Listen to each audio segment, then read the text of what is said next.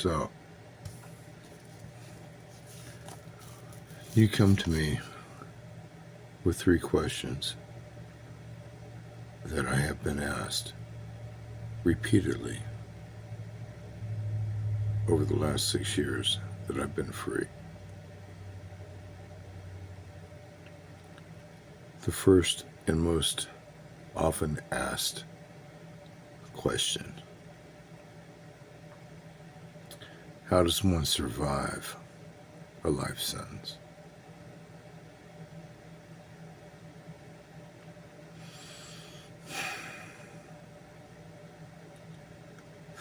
If I had the answer to that, I'd be a lot richer than I am.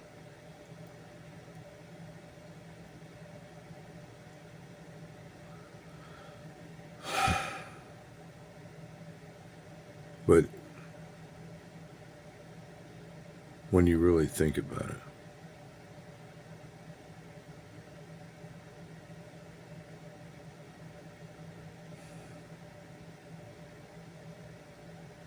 "18 years old, defending himself from a homosexual rape, given a life sentence for defending himself. The first thing that the warden told him: figure it out or die." It's that simple.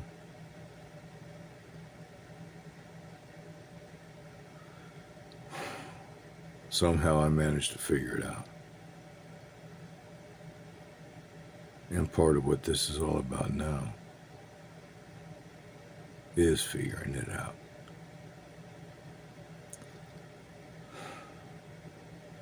The next question that I am most often asked: for all the years that I was down, did I ever think that I was going to be walking on the street again? The answer is no. For 38 years, to the day, I truly believed I would die there. Which kind of is funny because it took them 45 minutes to convince me that I actually made parole. And that is a story unto itself. But most recently, the question asked was that last period of time before I walked out the gate. And walking out the gate by itself is a story that I do love to share. But before one can walk into the light, one has to go through darkness. And what for do I speak? On July 31st, 2017,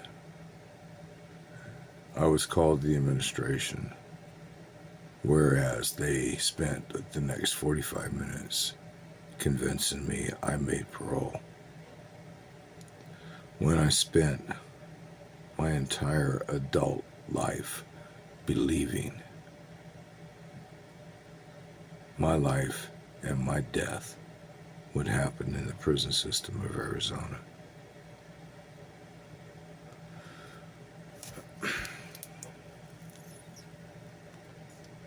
And like any prison yard,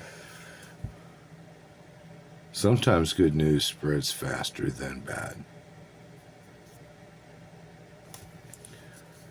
By the time I got back to my bunk,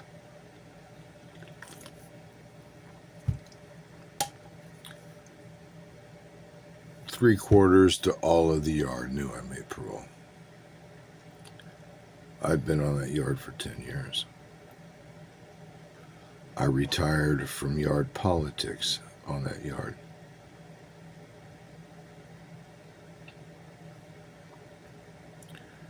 That took some doing, but it is a story for another day. So on July 31st, I found that I wasn't going to die in prison. And so did 1,000 and change other motherfuckers. Five races: white, black, American Native, Mexican American, Mexican nationals.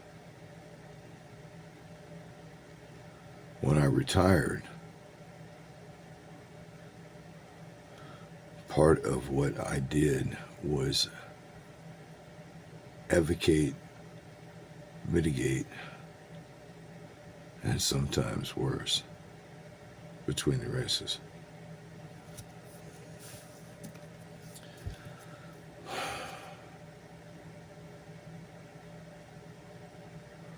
About 3 weeks after they told me I made parole, 2 weeks maybe, the clown that replaced me and the guy that used to run the yard created an issue with another race, to the point where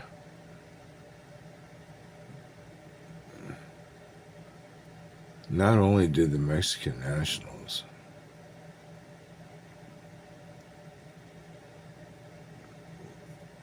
side work, whatever you want to call it, with the Mexican Americans, they all decided to try to kill as many white boys as they could.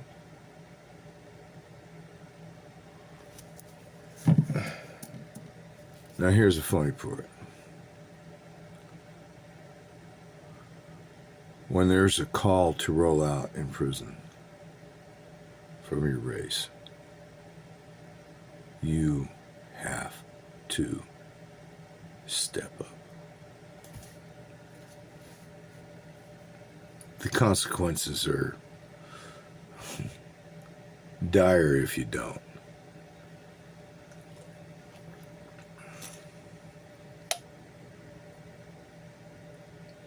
I was on my way out the door. Stay on the line. That's what you do for your people, your family, your brothers, whatever. I don't give a shit how old you are, how much you've done. When it's time to stand, you stand. Even though I made parole, I was on my way out the door. It is what it is. Now here's where it gets kind of weird and funny, at least to me.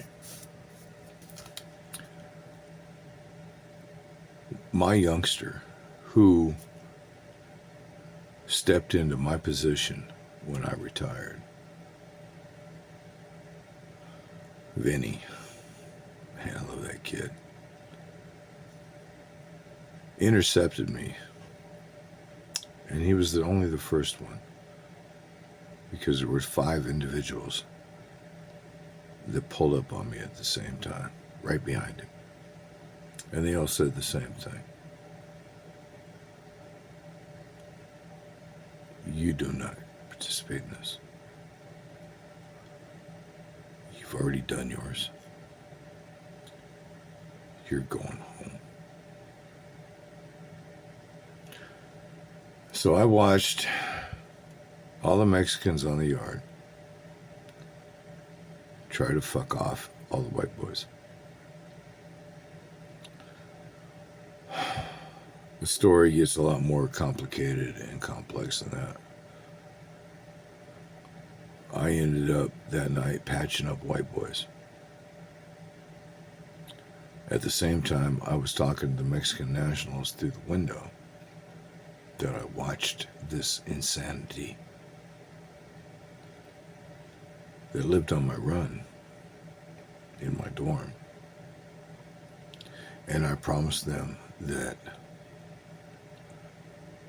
no matter what happened, I would not allow anybody to fuck with their shit.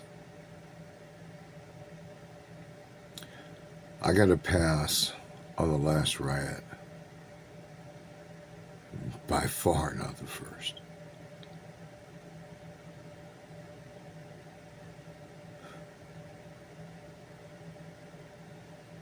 Okay. What did I see that night? Looking through a window.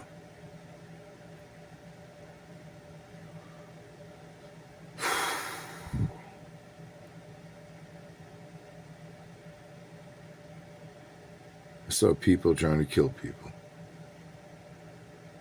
Not the first time. Hell, look at why I was there.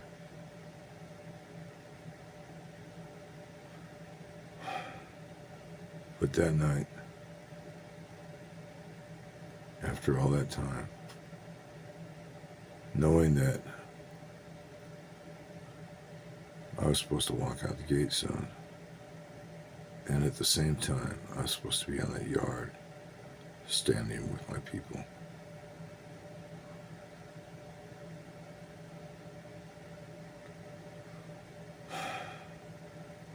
Even after the riot, all the way until the day I walked out the gate, everybody that was still there, they didn't get shipped out.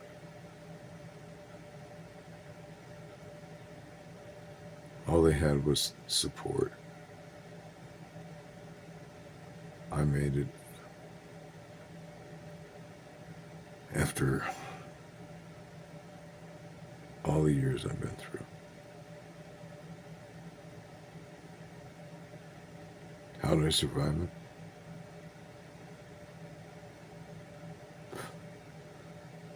I've been home for 6 years and I still don't know.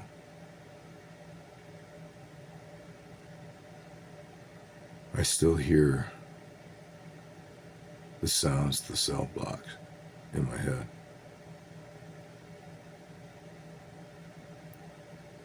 I still hear the keys.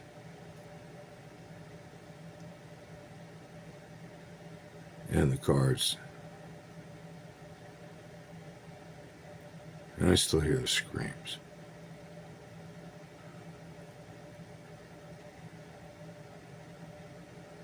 Because it was screaming.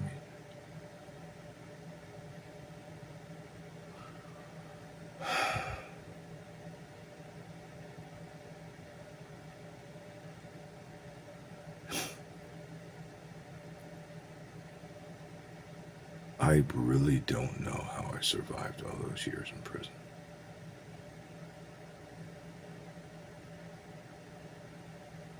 I wasn't supposed to, by anybody's stretch and measure. From the court to the Department of Corrections to the warden of the yard that I was on. I wasn't supposed to make it. The fact that I'm still alive,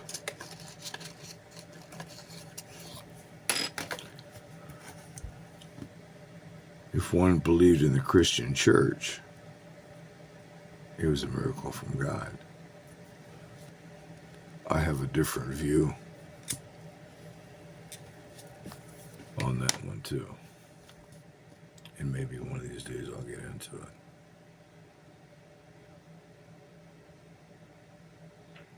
But for now,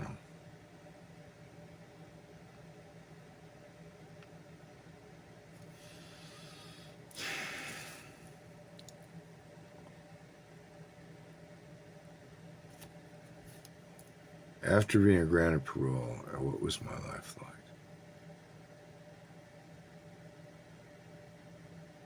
I think that question we'll save for another day. But for this episode of The Evolution of KL,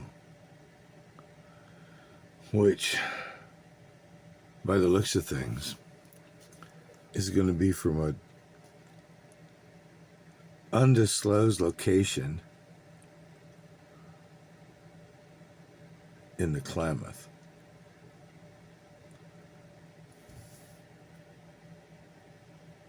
And the evolution continues. Because frankly, I don't have a fucking clue what I'm doing. I haven't since I defended myself that night on my 18th birthday. Think about the cowboy who rides the wild bronc, trying to figure out which way that fucker's gonna turn. Trying to throw your ass off and kill you.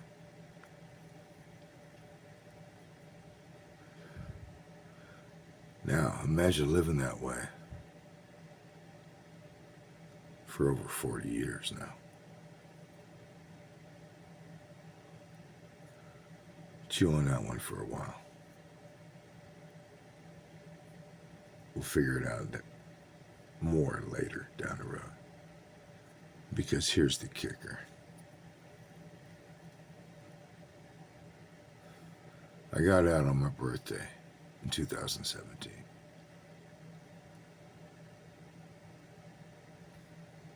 Just a couple weeks ago, I celebrated my 62nd birthday. I've been free for 6 years and change. My adventure's just getting started. At 38 years,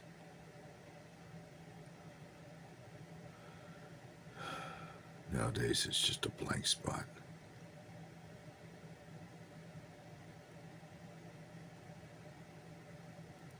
My evolution, my life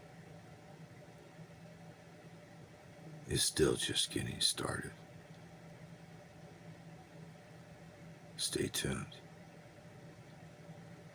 This adventure's going to get wild.